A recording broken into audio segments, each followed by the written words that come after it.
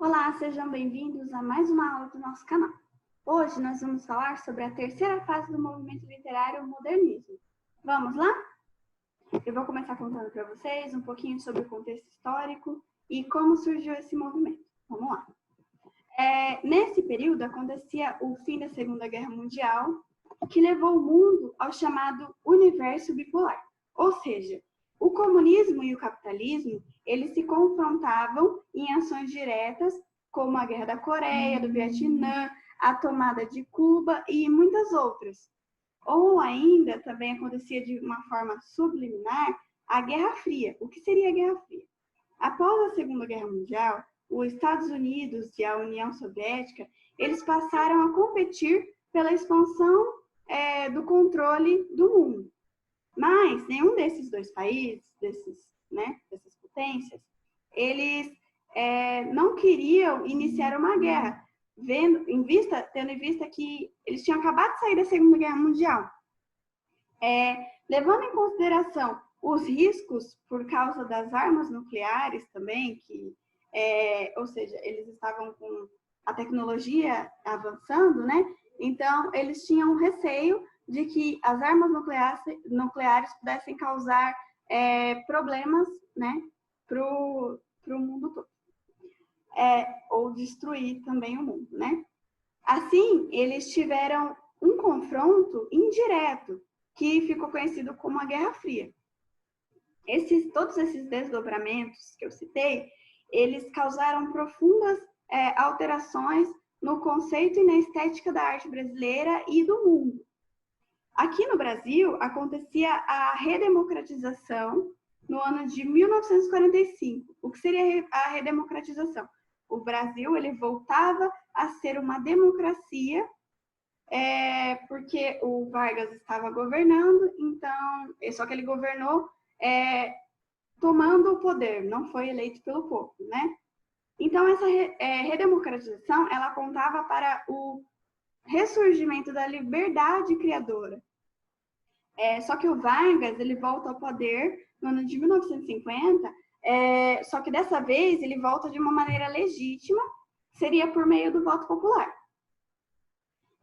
Porém, com essa volta dele, ele trazia uma insatisfação e uma insegurança nos intelectuais da época aqui no Brasil. Também, nesse período, ocorria um avanço tecnológico que encontraria na arte um aliado significativo. A cultura de massa, que seria a cultura popular, né, ela ganha proporções limitadas, ela cresce muito. O cinema, a televisão, o rádio, eles ganham espaço de entretenimento que antes esse espaço era largamente ocupado pela literatura, ou seja, as pessoas usavam da leitura para se distrair, né?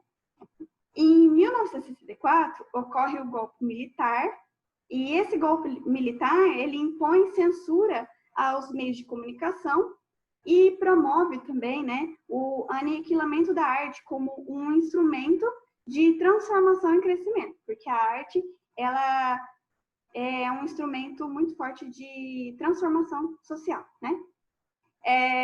Assim, com esse aniquilamento da arte, criou-se um abismo cultural em que as sequelas, elas são sentidas na sociedade, principalmente entre os jovens, que não puderam mais encontrar na arte o esteio de suas aspirações políticas. O que seria o esteio? A base para suas aspirações políticas, que seriam os seus desejos, né? É importante observar que, quando se trata de um novo momento literário, né, movimento literário, dentro de um contexto artístico, isso não quer dizer, né, que os autores de outros momentos tenham deixado de produzir ou tenham todos mudado de estilo, como se fosse uma regra, uma ordem, né? Não, isso não acontece. Eles mantêm o seu estilo de criação. Graciliano Ramos, por exemplo, ele não deixou de compor seus personagens conforme seu estilo, porque ocorreu o terceiro momento modernista. Assim como também Drummond, Vinícius de Moraes, Cecília Meirelles, Jorge Amado e tantos outros, né? Eles não deixaram de compor de acordo com o seu estilo. Essas novas tendências que vão surgindo, elas acabam refletindo de maneira mais intensa, nas novas gerações, nos autores que vão surgindo, nos novos autores, né? E esses novos autores, eles apresentam características que são diferenciadas dos demais. É assim que se surge um novo movimento literário, um novo momento literário, podemos dizer assim. Então, a arte que surge a partir de 1945, com o fim da Era Vargas, né, que apontava para o ressurgimento do espírito democrático, como eu já falei, e também por uma total liberdade criadora, a arte ganha, então, novos contornos e novas linguagens com tons acentuadamente nacionais, ou seja, ela passa a retratar o nacional. Então, assim, basicamente, a gente vai ver nessas obras bastante das características aqui do nosso Brasil, né? Agora eu vou falar um pouquinho sobre as características da terceira fase do modernismo. Vamos lá. A terceira fase do modernismo, ela traz um academicismo, um passadismo, que seria o retorno ao passado, uma oposição à liberdade formal, experimentações artísticas surgem, como a ficção experimental, tem também um realismo fantástico, surgem contos fantásticos, tem um retorno à forma poética, que seria a valorização da métrica e da rima.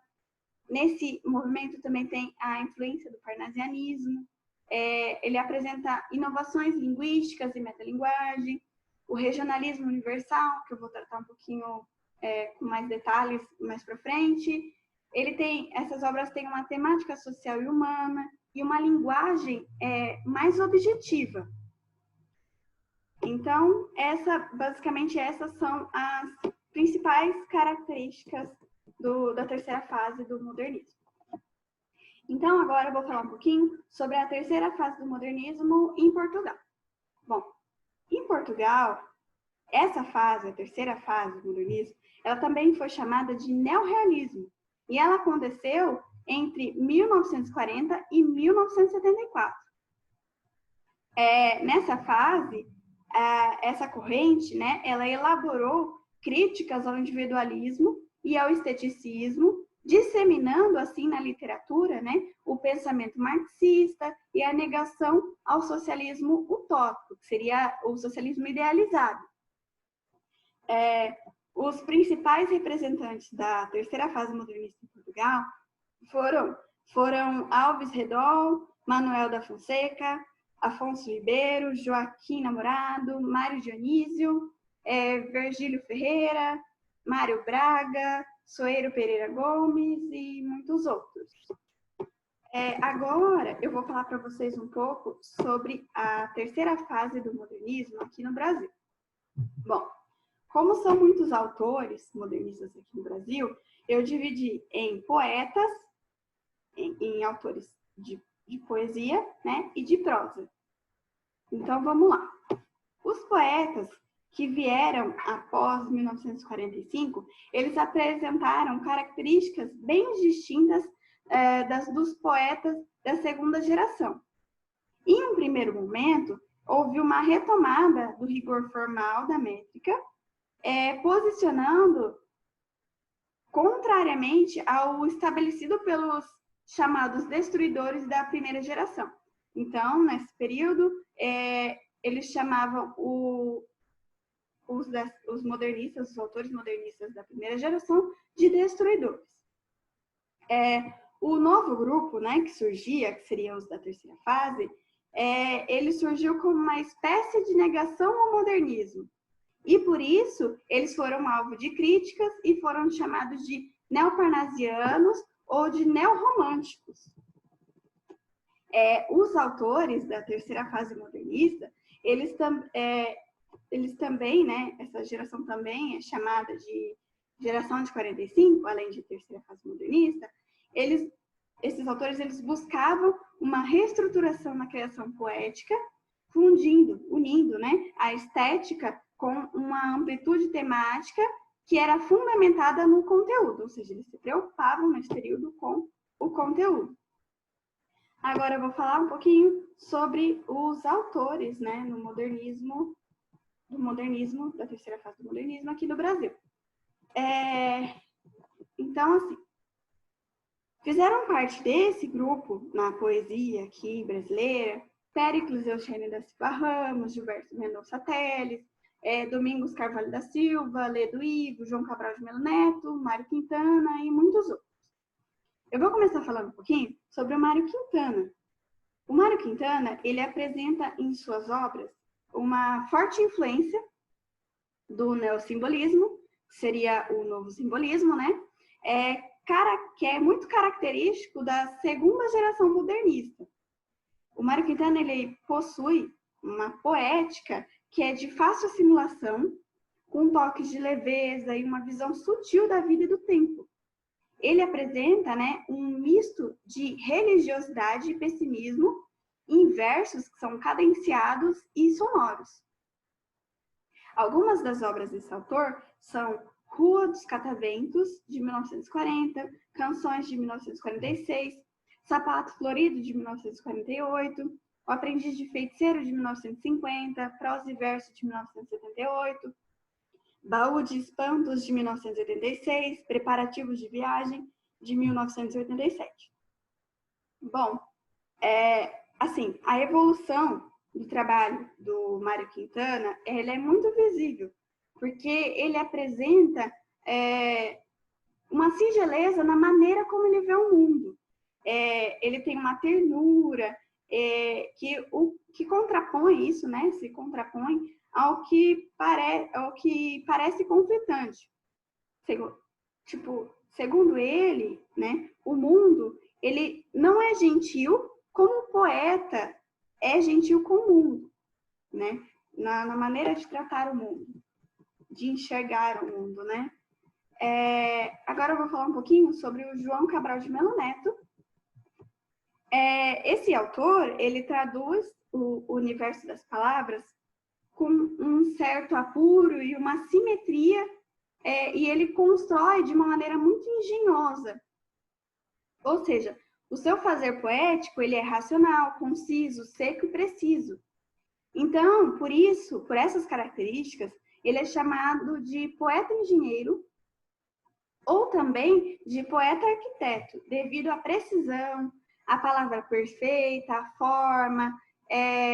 Para ele, tudo tem que ser escolhido a dedo, né? Com muito cuidado para compor. Ele explorou inicialmente o surrealismo, que é um dos movimentos artísticos que compõem as vanguardas europeias. Muitos movimentos que compõem a vanguarda europeia, eles têm uma postura inovadora e anunciam um mundo em transformação.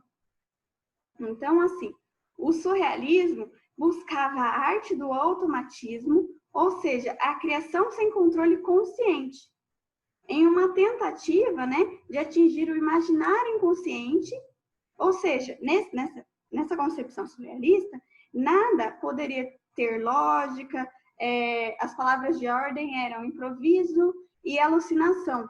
Então, esses são os pontos essenciais do movimento surrealista. Um dos idealizadores desse movimento foi o André Breton.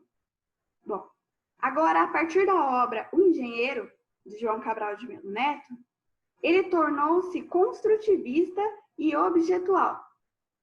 Ou seja, anula nas obras a presença do eu. Sendo assim, a atitude racional, né, ela sobrepõe-se à emoção, o rigor construtivo supera o lirismo. A poesia dele, então, ela se torna seca, assim como o cenário nordestino, né? Já a partir da sua obra O Cão Sem Plumas, existia um processo de humanização na poesia dele, o que não deve ser confundido com sentimentalismo. Então, assim, tomem cuidado. Não é sentimentalismo, é uma humanização. Porque Sua poética, ela mantém ainda a secura do substantivo e a busca do objeto. O ápice desse processo, né, de humanização que ele tem é atingido na obra Morte e Vida Severina do autor. Eu vou falar para vocês um pouquinho sobre a obra Morte e Vida Severina, porque é uma obra muito conhecida e que cai também muito nos vestibulares. Essa obra, ela é muito popular, como eu já falei, e retrata a vida de Severino, que, como tantos outros severinos, é um retirante nordestino que deixa sua terra por causa da seca e busca uma nova sorte, né? Busca a sorte em outro lugar. Essa obra, né, ela segue dois movimentos, seriam o movimento da morte e a vida. Assim, na trajetória de dor de Severino, acompanha o primeiro movimento, que seria a morte, né, que é todo o caminho que ele percorre, e a vida, ela surge apenas no final da trajetória, quase como um anúncio de uma epifania. O que seria a epifania? Seria uma revelação súbita, como o nascimento do filho de um mestre carpinteiro, e com as palavras, né, desse mestre carpinteiro, prenunciam a resolução dos conflitos íntimos do protagonista, né? Esse otimismo que acontece no final, que é retratado no final da obra, ele resulta da confiança do homem no próprio homem e tem uma carga de beleza que dá esperança a quem está lendo, a quem está assistindo, né? Porque essa obra tem peça também. Agora eu vou falar um pouquinho sobre os autores que fizeram parte da terceira fase do modernismo, né? Mas na prosa brasileira. Alguns deles foram a Clarice Lispector, Guimarães Rosa, Dalton Trevisan e Rubem Fonseca. A prosa de 1945, né, ela aprofunda a introspecção psicológica dos personagens, ou seja, ela trata de maneira psicológica dos personagens, do que está na cabeça deles, né? Essa prosa, ela surge de maneira intimista ou como um romance moderno, né? E isso surge com a publicação de Perto do Coração Selvagem, no ano de 1944, da autora Clarice Lispector. O homem, então, ele passa, nessa concepção da terceira fase modernista, passa a ser visto em conflito consigo mesmo e escravo de sua condição existencial. Então, os autores, eles têm uma preocupação com a palavra, e a palavra os leva ao experimentalismo ou instrumentalismo, né? E isso permite o rompimento da distância entre a prosa e a poesia, e isso denuncia o desgaste que ocorreu da narrativa tradicional. Outro autor muito importante desse período foi o João Guimarães Rosa. Ele traz uma renovação na prosa, né, a partir de uma perspectiva de criação linguística e humana. Ele concilia a poética e a narrativa com o emprego de uma linguagem carregada de elementos da poesia. Esses elementos são neologismos, formados de arcaísmos, estrangeirismo, que são palavras trazidas do vocabulário de outras línguas, né? Repetição, metáfora, assonância, além de também sugerir novos significados para as palavras já conhecidas. Ele fazia isso com a intenção de reinventar, né, o código literário. E ele, por causa dessas características, ele é considerado o engenheiro da língua, porque ele faz uma mistura entre a linguagem culta e a linguagem coloquial. Eu vou falar um pouquinho agora sobre a obra Sagarano, que é a obra de Guimarães Rosa.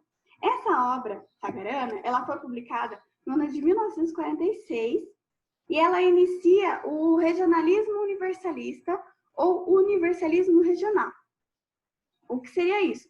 A ficção, ela ultrapassa o meio físico regional, ou seja, o ambiente regional, para atingir dimensões universais, ou seja, ela sai do regional para atingir o mundo. Ela tem um questionamento existencial a partir de uma perspectiva do pitoresco regional. Pitoresco seria o ambiente regional que é pequeno. Agora, a outra obra, que é muito conhecida do Guimarães Rosa, se chama Grande Sertão Veredas. Ela foi publicada no ano de 1956 e é considerada uma das obras mais significativas da literatura brasileira. Essa obra ela é muito reconhecida pela linguagem e pela originalidade de estilo que é presente no relato de Riobaldo, que é o protagonista da história. Esse protagonista, ele é um ex-jagunço e na história ele relembra suas lutas, seus medos e o amor por Diadorim, esse amor que é um amor reprimido por ele, né? Ou seja, nessa obra Sertão Veredas, Grande Sertão Veredas, são retratadas as crises existenciais. Fora a obra Saguarana e Grande Sertão Veredas, o autor tem muitas outras obras, como Primeiras Histórias e entre outras. Vocês podem dar uma pesquisadinha para saber quais são essas outras obras e ler também, né? Que é muito importante. Outra autora, né, desse período seria a Clarice Lispector. Ela traz nas suas obras, como temática, a investigação do interior, que seria a investigação da alma. O enredo das suas obras, ele é bastante denso, alienar, ou seja, o que seria alienar? Ele não tem uma sequência, ele é fragmentado e ele deixa o leitor perdido nas conclusões. Para a autora, né, o importante é o que se passa na alma humana, ou seja, os dramas que fazem parte do universo intimista, a constante luta contra o mundo pré-estabelecido, que seria um mundo centrado daquela maneira, fechado, né? Em que as condutas uniformizadas, elas provocam o aprisionamento do ser. Ou seja, elas não permitem a afirmação do ser como um ser único, como dono de vontades, que tem iniciativa. Ou seja, ela não deixa, ela prende o ser, ela não deixa ele se libertar e ter vontades, iniciativas e pensar da maneira que acha que deve pensar. Alguns de seus romances, né, são bastante existenciais, né, e pregam do mais íntimo do ser, pregam a revelação do mais íntimo do ser, e a palavra é o instrumento de superação da dor existencial, é a salvação. A palavra é a tábua de salvação para a dor, né? A Clarice Lispector, ela tem muitas obras. Ela tem Perto do Coração Selvagem, A Paixão Segundo GH, Uma Aprendizagem ou O Livro dos Prazeres, A Hora da Estrela, Laços de Família e muitos outros. Agora eu vou trazer para vocês um pouquinho a análise da obra da Clarice Lispector, A Paixão Segundo GH. Para retratar, para ilustrar um pouco do que eu falo sobre a obra, eu trouxe um trecho que foi retirado dessa obra da Clarice. Eu vou ler para vocês. Eu era a imagem do que não era, e essa imagem do não ser me cumulava toda. Um dos modos mais fortes é ser negativamente. Como eu não sabia o que era, então não ser era a minha maior aproximação da verdade. Pelo menos eu tinha o lado avesso. Eu, pelo menos, tinha o não, tinha o meu oposto. O meu bem, eu não sabia qual era. Então, vivia com algum pré-fervor o que era o meu mal. Então, assim, a A Paixão Segundo o GH, da Clarice, ele é um romance introspectivo, ele é uma narração da observação de uma pessoa e dos seus processos mentais, ou seja, ele é um exame que o personagem faz dos próprios sentimentos ou pensamentos. Essa narrativa, ela trata dos problemas do ser consigo mesmo e com o mundo. Então, a autora, ela aborda o momento em que o personagem ele toma consciência da própria individualidade, o que pode ser desencadeado, né? Essa tomada de consciência pode ser desencadeada por situações como a contemplação da arrumação do quarto, que a personagem imaginava que estava desorganizado, com o desenho a carvão na parede e com uma barata, por exemplo, que é o que acontece nessa obra. Os livros, né, da Clarice, eles não se preocupam com os fatos.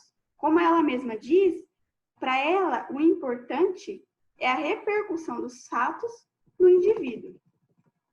Então, é isso. Essa foi a nossa aula de hoje sobre a terceira fase do modernismo. Eu espero poder ter contribuído, né, com os estudos de vocês. Se vocês tiverem qualquer dúvida, façam um comentário aqui embaixo ou acessem o Classroom, onde temos fóruns de dúvidas e vários materiais disponíveis. Temos muitos livros, né, disponíveis para vocês, que a gente cita sempre aqui nos vídeos, né. Temos aqui embaixo na descrição do vídeo também um quiz para que vocês possam testar seus conhecimentos sobre a terceira fase do modernismo, que foi abordado na videoaula de hoje. E não se esqueçam, né, de se inscrever aqui no nosso canal e nos seguir também no Instagram. Os links aqui para o quiz, para se inscrever no Instagram, o nosso e-mail para vocês entrarem em contato caso tenham alguma dúvida, estão disponíveis aqui na descrição do vídeo. É isso. Tenham uma ótima semana e até a próxima aula.